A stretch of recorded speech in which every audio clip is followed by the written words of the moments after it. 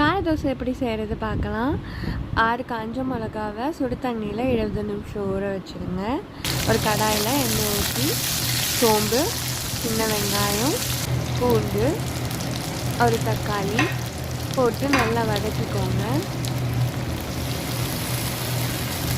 நல்லா வதங்கினது கொஞ்சமாக புளி போட்டு அதையும் சேர்த்து வதக்கிக்கோங்க. இதையெல்லாம் ஒரு மிக்ஸி ஜாரில் ட்ரான்ஸ்ஃபர் பண்ணிவிட்டு ஏற்கனவே ஊற வச்ச காஞ்ச மிளகா, தேவையான உப்பு போட்டு அரைச்சி பேஸ்ட் ஆக்கிக்கலாம். இந்த பேஸ்ட்டை திரும்பியும் ஒரு கடாயில் எண்ணெய் ஊற்றி நல்லா வதக்கி எடுத்துக்கோங்க. தோசையில் கொஞ்சம் நெய் ஊற்றி பேஸ்ட்டை 4 பக்கமாக போட்டு நல்லா ஸ்ப்ரெட் பண்ணி விட்டுருங்க.